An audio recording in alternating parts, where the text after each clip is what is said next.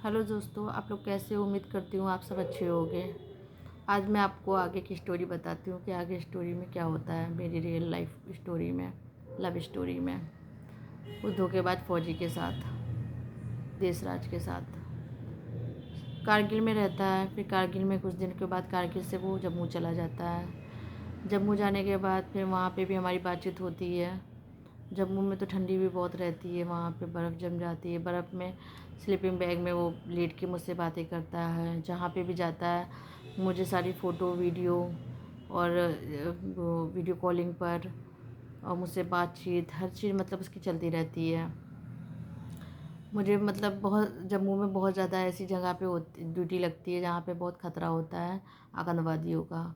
मुझे जब भी मेरा उससे कुछ भी अगर थोड़ा सा झगड़ा हो जाता तो वो यही मुझे धमकी देता कि मैं ऐसी जगह अपनी ड्यूटी लगवाऊंगा जहाँ पे आतंकवादियों का ज़्यादा वो रहता है, मैं लौट के वापस नहीं आऊँगा। ऐसी धमकियाँ वो मुझे देता है। मुझे भी डर लगता है कि सच में ऐसा कर लेगा तो। इसकी धमकियाँ बस चालू ही रहती हैं, कारगिल हुआ, जम्मू हुआ, सब जगह ये मुझे धमकियाँ ही देता है। पर वो मुझे धमकी नहीं, मुझे लगता है सच में ये कर देगा। क्योंकि जो इंसान अपना हाथ काट लेता था मेरे लिए, पैर काट लेता था, उसके बाद फिर वो मुझे अपना भरोसा दिलाने के लिए जम्मू में वो अपना हाथ चाकू गरम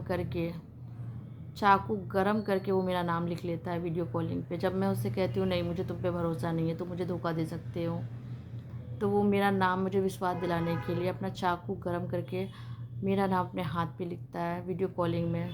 मैं इसको मना भी करती हूँ कि मत करो, दर्द हो रहा होगा, फिर भी ये कर लेता है और मेरा नाम लिख लेता है। जिसकी मेरे पास फ़ोटोज़ हैं, वीडियो भी भेजता है बना के, जो है मेरे पास। वो मैं भी आप लोग को दिखा नहीं सकती हूँ। मैं ऐसे वीडियो नहीं डाल सकती मैं बना, क्योंकि वो यूट्यूब पे अलाउ नहीं है। लेकिन उसके बाद फिर मुझे सच में लगता है कि सच में ये तो मुझसे सच में बहुत प्यार करता है। इस तरह की हरकतें करता है। पहले तो ये ब्लेड से काट काट के करता था, उसके बाद चाकू गरम करके मेरा नाम लिख लेता है। तो कौन नहीं विश्वास करेगी लड़की कि ये इंसान प्यार नहीं करता। ऐसा काम करेगा तो इंसान को तो विश्वास हो ही जाएगा ना। पहले वो चाकू अपने इतना खून बहाता है उसके लिए, फिर मेरी इतना ख्याल रखता है, मेरा इतना केयर करता है, लोगों से बात करवाता था फौजियों से। तो मैं कैसे यकीन नहीं कर लेती कि ये मुझसे प्यार नहीं करता। मैं भी उससे उतना बहुत ज़्यादा प्यार करने लगी थी, मैं भी बहुत प्यार करती थी। उसके बाद मैं उससे कहती हूँ कि हम शादी जल्दी करेंगे, मेरे घर वालों से बात करो। वो भी कहता है कि घर वालों से बात करना है, आपकी छुट्टी पे आऊँगा तो बात करूँगा घर वालों से। तो ऐसे ही हमारी जम्मू में जब तक रहता तब तक हमारी बातें होती हैं। बस कभी कभी गुस्सा करके वो मुझे बहुत बातें भी बोल देता है मेरे मेरे ऊपर। मतलब जैसे मैं कहीं जाऊँ तो उसको बता के जाऊँ। ये सब बात तो मैंने आपको बता ही रखा है कि वो मेरे साथ ऐसे करता था कि मैं जैसे उसका फ़ोन तुरंत उठाऊँ, तुरंत अगर वो कॉल करता है तो मैं उसका फ़ोन तुरंत उठाऊँ। जब भी मतलब वो कॉल करे मैं उसका फ़ोन पे ही उसका तुरंत उठा लूँ फ़ोन, और जहाँ जाऊँ मैं उसको बता के जाऊँ। बिना बताए तो मैं उस जा ही नहीं सकती थी। उसका ये था कि तुम कहीं पे भी जाओ बता के जाओ, घर आओ तो बता के जाओ, तुम कहाँ जा रही हो, तुम ज़्यादा देर तक कहीं पे रुक नहीं सकती हो, जल्दी जाओ। शादी में जा रही हूँ तो बोलता है जल्दी घर जाओ, कल जल्दी घर जाओ, कोई तुम्हें देखे ना, जल्दी घर जाओ। ऐसी चीज़ें करता था जो मैं क्या करती, मैं भी उसके प्यार के चक्कर में पड़ी थी कि मैं भी उससे अंधी होके प्यार कर बैठी थी। जैसा वो कहता वैसा मैं करती, जैसा उसके मतलब हर चीज़ उसका हर कहना मानना। वो मेरा भी कहना मानता था, मैं उसका कहना मानती थी, जैसा वो कहता था मैं करती थी। प्यार में अंधी जिसे कहते हैं ना, अंधापन, वो हो गया था मुझे। इसीलिए तो मैं कहती हूँ कि इतना अंधा नहीं होना चाहिए प्यार में। कहते हैं ना, ठोकर बादाम खा के अकल नहीं, ठोकर खा के अकल आती है। आज बहुत देर हो गई जब मुझे अकल आई तो। इसके बाद फिर बस छुट्टी कुछ दिनों में वो काफ़ी दिन की बात हो गई है, जिसमें से कुछ बातें मुझे अभी उतनी याद नहीं है, क्योंकि आज 2024 हो गया है। तो जितना मुझे याद है उतना मैं आप लोगों को बता रही हूँ। कुछ बातें ऐसी हैं जो मुझे नहीं याद है इस समय, तो जितना मुझे याद है मैं आप लोगों को उतनी कहानी मैं आप लोगों को सुना रही हूँ अपनी। उसके बाद ये है कि हम बातचीत करते रहते हैं, हमारी बातचीत होती रहती है फ़ोन पे। जहाँ पे भी जाता, फ़ोटोज़ है मेरे पास, वो फ़ोटो मैं डालती रहूँगी कि फ़ोटो है मेरे पास जो मुझे भेजता था। उसके बाद फिर वो छुट्टी आता है। इस बार तो वो हवाई जहाज़ से आ जाता है, क्योंकि वो नहीं चाहता कि 1-2 मिनट हमारे ख़राब हों। वो तुरंत हवाई जहाज़ मतलब एरोप्लेन से आता है वो इस बार, जब आता है छुट्टी में तो मेरे पास। उसके बाद फिर हम मिलते हैं, फिर वैसे ही वो होटल के रूम में रुकता है यहाँ पे जितने दिन उसको रुकना होता है, और हम मिलते हैं आपस में। हमारा रिलेशनशिप वही जो होता है एक शादीशुदा वाला रिलेशनशिप, फिजिकल रिलेशनशिप। हमेशा हम, क्योंकि हम एक दूसरे को पति पत्नी के रूप में हम अपने एक दूसरे को स्वीकार कर चुके होते हैं। वो मेरी मांग भर चुका होता है, मुझे मंगलसूत्र पहनाता है। जब भी वो आता है तब भी वो मुझे मंगलसूत्र पहनाता है मेरे लिए, मेरी मांग में सिंदूर भरता है अपने हाथों से आके। उसके बाद फिर मैं अपने घर वालों से उसको कहती हूँ कि मेरे घर वालों से बात करो। मैं अपने घर में अपनी मम्मी से बात करती हूँ कि मम्मी ऐसा ऐसा, मैं बताती हूँ अपनी मम्मी को सब कुछ। तब मेरी मम्मी और मेरी मतलब मेरी मम्मी, तो उससे मुलाकात होती है, उसकी और मेरी मम्मी की मुलाकात होती है। तो वो मेरी मम्मी से कहता है कि मम्मी जी, मैं सोनम से बहुत प्यार करता हूँ और मैं सोनम से शादी करना चाहता हूँ, मैं इसके बिना नहीं रह सकता। तो मेरी मम्मी कहती हैं कि बेटा तुम अपने घर वालों से बात करो, अपने घर वालों से मेरी बात कराओ, उसके बाद फिर हम बात करते हैं शादी की। तो मेरी मम्मी को भी लगता है कि शायद लड़का अच्छा है और लड़की को प्यार करता है मेरी, और मेरी लड़की इसको प्यार करती है, तो खुश रखेगा। इसीलिए मेरी मम्मी उसके घर वालों से मिलना चाहती हैं। उसके बाद फिर वहाँ पे वो कहता है कि हाँ ठीक है। उसके हाथ में मेरी मम्मी 200 का नोट रखती हैं एक शगुन के तौर पे, 200 रुपये रखती हैं शगुन के लिए, क्योंकि मेरी मम्मी को ऐसा लगता है कि सच में ये मेरी लड़की को खुश रखेगा। क्योंकि वो ऐसे ड्रामे करता था ना कि मैं जब अंधी हो गई तो मेरे माँ बाप क्या है, मेरी मम्मी क्या है। क्योंकि मेरे पापा तो एक्सपायर, हाँ 2017 में ही मेरे पापा एक्सपायर हो गए थे, लेकिन उससे पहले मेरी मम्मी मिली थी, पापा की डेथ नहीं हुई थी। तो उसके बाद फिर ऐसी बातचीत होती रहती है, उसके बाद फिर वो चला जाता है, मेरी मम्मी मेरे घर से चला जाता है फिर वो। उसके बाद फिर ऐसी बातचीत, फिर हम ऐसे ही घर वालों को पता चल जाता है, लेकिन वो बात नहीं पता होती है जो एक हम मिलते हैं उसके साथ, उस रिलेशन के बारे में मेरी माँ को, मेरे घर वालों को नहीं पता होता है। उसके बाद फिर हम एक दूसरे से मिलते हैं घर वालों का, वो मेरी मम्मी का नंबर भी ले लेता है, फ़ोन नंबर, और मेरे भाई का भी नंबर ले लेता है वो बातचीत करने के लिए जैसे। तो फिर ऐसे ही हमारी फिर हम ऐसे ही मिलते हैं, घूमने टहलने जाते हैं। सुबह के टाइम पे भी हम मिलते हैं, सुबह भी हम मॉर्निंग वॉक के टाइम पे मिलते हैं उससे। जब भी वो आता था तब भी मैं सुबह भी मिलती थी उससे, टहलने के बहाने से मैं निकलती थी सुबह। हम और वो दोनों ही मिलते थे, वो होटल से आता था और मैं घर से जाती थी सुबह के टाइम पे। तो हम लोग टहलने भी निकलते थे, क्योंकि वो इतने दिन के बाद आता था, तो हम दोनों ही साथ में एक दूसरे के साथ घूमते फिरते थे। प्यार बहुत करता था, मैं भी प्यार बहुत करती थी उससे उस टाइम पे। उसके बाद फिर वो ऐसे ही कुछ दिन के बाद वो फिर यहाँ से चला जाता है अपने घर। घर जाने के बाद वहाँ बातचीत होती है हमारी, फिर मैं उससे कहती हूँ अपनी माँ से बात कराओ, तो वो अपनी माँ से बात कराता है मेरी। उसकी माँ कहती है बेटा मेरे बेटे को खुश रखना, मेरा बेटा बहुत अच्छा है, ऐसे बोलती है उसकी माँ। ज़्यादा बात नहीं करती, बस इतना ही बोलती है उसकी माँ मुझसे। तो मुझे लगता है इसकी माँ को पता है, तो जाहिर सी बात है इसके घर वाले राज़ी तो हो ही जाएंगे। लेकिन बाद में धीरे धीरे करके वो बोलता है कि सोनम तू दूसरी कास्ट की है और मैं दूसरी कास्ट का हूँ, मेरे घर वाले राज़ी नहीं है शादी के लिए, हम शादी कर लेते हैं फिर हमारे घर वाले राज़ी हो जाएंगे, क्योंकि तेरी कास्ट दूसरी है, मेरी निषाद है, मैं सोनम निषाद हूँ। और वो ब्राह्मण था, भट्ट और शर्मा लगाता था, वो शर्मा लगाते हैं उसके घर में, वो नहीं लगाता था, उसका नाम सिर्फ देशराज था। उसके घर वाले शर्मा और भट्ट लगाते थे, भारद्वाज थे ये लोग। तो मेरे घर वाले तो जाहिर सी बात है कोई भी घर वाला राज़ी नहीं होगा कि उसके घर वाले राज़ी ना हो, तो वो कैसे राज़ी हो सकते हैं। तो फिर मैं भी कहती हूँ कैसे मैं अपने घर वालों को मनाऊँगी शादी के लिए, तुम्हारे घर वाले राज़ी नहीं है, कोई एक इंसान को तो तुम लेकर आओ। तो वो मना कर देता है कि नहीं, नहीं हो सकता है। तो फिर मैं अपने घर वालों को मनाती हूँ कि प्लीज़ मान जाओ मम्मी, मेरी शादी करवा दो, ये मुझसे बहुत प्यार करता है, मुझे खुश रखेगा, मुझे खुश रखेगा, मान जाओ। बहुत कहने पे, बहुत रोने धोने पे मेरे घर वाले मानते हैं, क्योंकि मैं बहुत रोती हूँ, बहुत कहती हूँ कि नहीं मुझे इसी से शादी करनी है, मेरी शादी करवा दो मेरी। तब जाके मेरे घर वाले मानते हैं। उसके बाद फिर मैं उससे कहती हूँ कि शादी अब कब करोगे। मेरी मम्मी बात करती हैं उससे कि बेटा, तो फिर वो कहता है कि मम्मी जी मैं अभी मेरी पोस्टिंग हो जाए पंजाब में तब मैं शादी करूँगा, पंजाब में आने के बाद, क्योंकि जम्मू में हम बीवी नहीं रख सकते, वाइफ को नहीं रख सकते। तो फिर हमारी ऐसी फिर वो घर से आता है, फिर हम मिलते हैं, फिर वो चला जाता है जम्मू। जम्मू जाने के बाद फिर हम ऐसी बातें करते रहते हैं। मेरे घर में भी ये रहता है कि आएगा तो शादी करनी है। उसके बाद फिर बस ये है ना कि थोड़ा एक बात ये भी सच है कि जब तक मेरा उसके साथ कोई रिलेशन नहीं था, मतलब फ़िज़िकल रिलेशनशिप, तब तक तो मुझे बहुत प्यार किया, बहुत प्यार दिखाया उसने। लेकिन जैसे ही ये रिश्ते में आने के बाद उसका थोड़ा गुस्सा आने लगा, गुस्सा। पर वो मैं समझ नहीं पाई। मुझे लगा कि नहीं, शायद ये गुस्सा इसलिए कि इसका प्यार बहुत ज़्यादा है मुझसे। पर मैं ये नहीं समझ पाई कि इसको सिर्फ़ एक भूख है शरीर पाने की, इसलिए ये ऐसे करता है। मैं इसका फ़ोन नहीं उठाती तो गाली गलौज करना, इसका ये सब शुरू हो गया नाटक।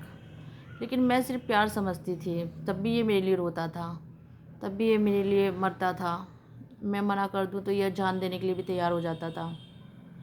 बंद कमरे में ये मतलब अपना ऐसे ऐसे एक्टिंग करता था कि इसकी सांस फूल रही है। कहता था मुझे अटैक आ जाएगा अगर तू ऐसे कहेगी कि तू मुझसे अब शादी नहीं करेगी।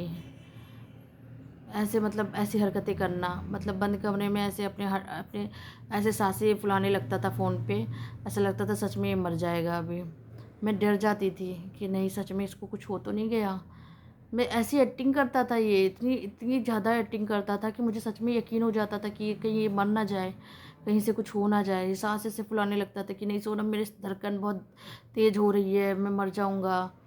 मैं कहती थी शांत हो जाओ देशराज, परेशान मत हो तुम, तुम्हें कुछ नहीं होगा, मैं तुम्हें कभी नहीं छोड़ूंगी, मैं तुमसे ही शादी करूँगी, तुम्हारे साथ ही रहूँगी। हमारी शादी हो गई, अब हमारी शादी अब होनी है दुनिया की नज़र में, वो मैं करूँगी, तुमसे ही करूँगी, तुम्हें कभी नहीं छोड़ सकती, मैं तुम्हें कभी धोखा नहीं दूँगी मैं।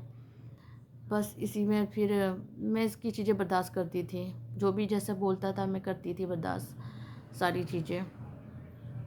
उसके बाद फिर एक दिन ऐसा हुआ कि जब मैं बोलती तो अब ये भी होने लगा कि ये मुझे धमकी भी देने लगा। अगर मैं इससे कहती कि मतलब धमकियाँ भी शुरू कर दी इसने कि तेरी फ़ोटो लगा दूँगा, तेरी फ़ोटो ऐसी जगह लगा दूँगा, तेरी फ़ोटो फेसबुक पे लगा दूँगा, तेरी फ़ोटो व्हाट्सएप पे लगा दूँगा अपने साथ। इस तरह की मतलब धमकियाँ भी देने लगा ये मुझे। अब मैं क्या करूँ? फिर मैंने सोच लिया नहीं, इसके साथ मेरा रिलेशन भी बन गया था। एक जो रिश्ता होता है, ये जैसी भी बातें करता था, मुझे ये था कि नहीं मेरा पति है, सही हो जाएगा ये, ठीक हो जाएगा ये।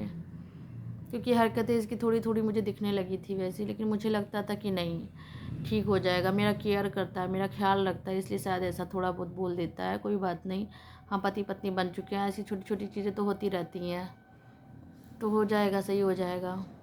हर चीज़ के लिए मतलब एक ये रहता ना कि मतलब जैसे मैं कहीं जा नहीं सकती, मैं इससे पूछ के जाऊँ, जब तक इससे पूछ ना लूँ तब तक ये मुझे मतलब एक जैसे एक होता है ना कि मतलब किसी को बस अपनी बातों में एकदम वो करना है, गुलाम बना के रखना, जो मैं कहूँ बस वही करना है, उससे ज़्यादा कुछ नहीं करना है। इसका ये था, जो मैं कह रहा हूँ वो करो, उससे ज़्यादा मत करो, मेरा कहना मानो।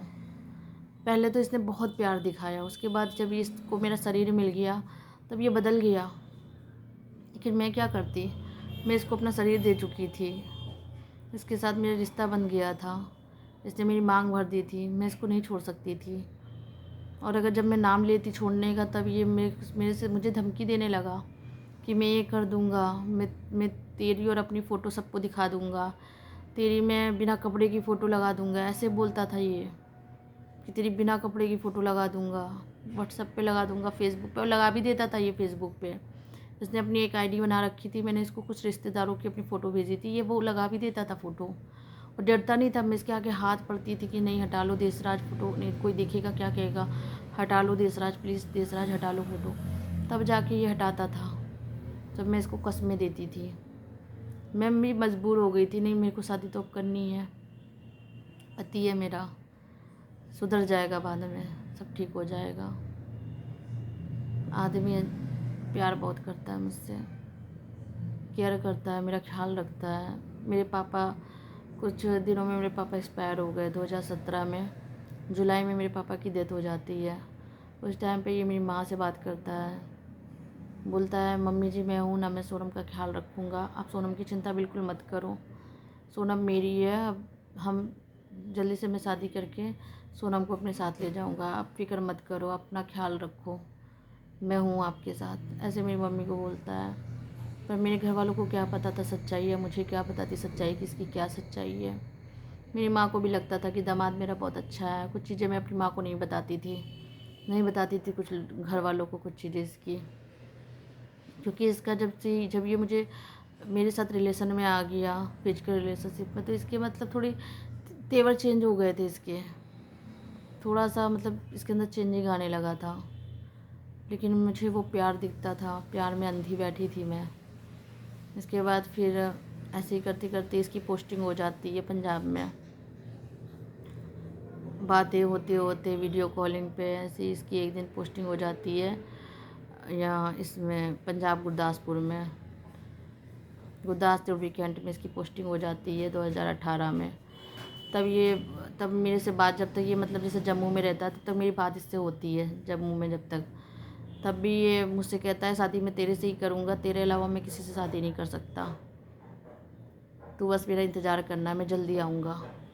ऐसे ही कह के जब ये आता है तो मेरा नेटवर्क कट जाता है। जम्मू से जब बाहर निकलते हैं तो जम्मू की सिम बंद हो जाती है, तो इसकी सिम बंद हो जाती है। जब ये जम्मू से बाहर आता है, पंजाब पहुंचता है ये, तब ये मेरे से 15 दिन तक बात नहीं होती इसकी और मेरी, कोई बातचीत नहीं होती हमारी।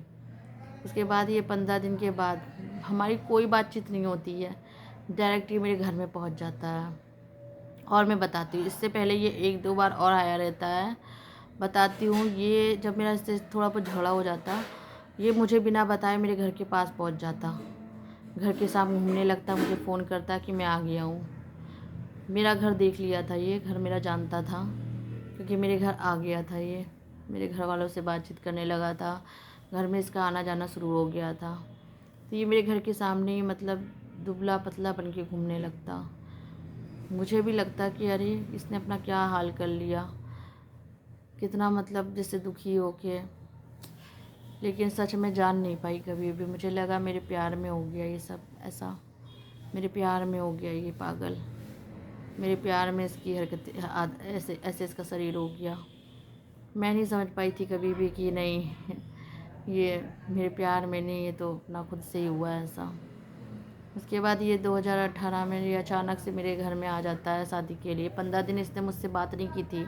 जब मेरी इससे शादी हुई थी तो उससे 15 दिन तक इसने मुझसे बात नहीं की। ये अचानक मेरे घर में पहुंच जाता है रात के टाइम पे, और अचानक मुझे सरप्राइज़ दे देता है मेरे घर आके। मैं भी शॉक्ड हो जाती हूँ। मैं उससे पहले 15 दिन बात नहीं करता मुझसे, इसकी सिम बंद आती है क्योंकि जम्मू से सिम बंद हो जाती है जम्मू की। उसके बाद जब ये आता है, मैं इससे पूछती हूँ तुम इतने दिन कहाँ थे, तुमने 15 दिन मुझे कॉल नहीं की, कहाँ थे तुम। मैं मतलब रोने लगती हूँ क्योंकि मुझे इसके इंतज़ार था फ़ोन का, ये फ़ोन नहीं करता। तो ये बोलता है सिम मेरी बंद हो गई थी और हमें वहाँ से सिम मिल नहीं रही थी पंजाब में, हमें सिम नहीं मिल रही थी। मुझे लगता है शायद ये सच बोल रहा है, इसको सिम नहीं मिल रही थी। कहता है पोस्टिंग हमारी गुरदासपुर में हुई थी और मुझे सिम नहीं मिल रही थी, मैं अभी छुट्टी लेके आ रहा हूँ तुम्हारे पास, तुरंत आया हूँ मैं तेरे बिना मर जा रहा था वहाँ पे, तेरी इतनी याद आ रही थी मुझे। मतलब ये भी एकदम इमोशनल ड्रामा एकदम दिखाने लगता है रोने वोने का, कि मैं भी मतलब इतना 15 दिन तक फ़ोन नहीं किए रहता है। मेरे अंदर ये रहता है कि कहाँ गया, मुझे धोखा दे दिया इसने लगता है। 15 दिन में इतना रो रो के मतलब मेरी हालत रहती है ख़राब कि मैं ये सोचती हूँ कि मेरा मतलब मेरे साथ सब कुछ करके ये मुझे धोखा दे के चला गया।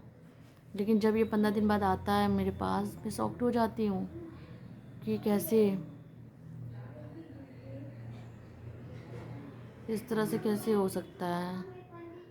तब ये आके मेरे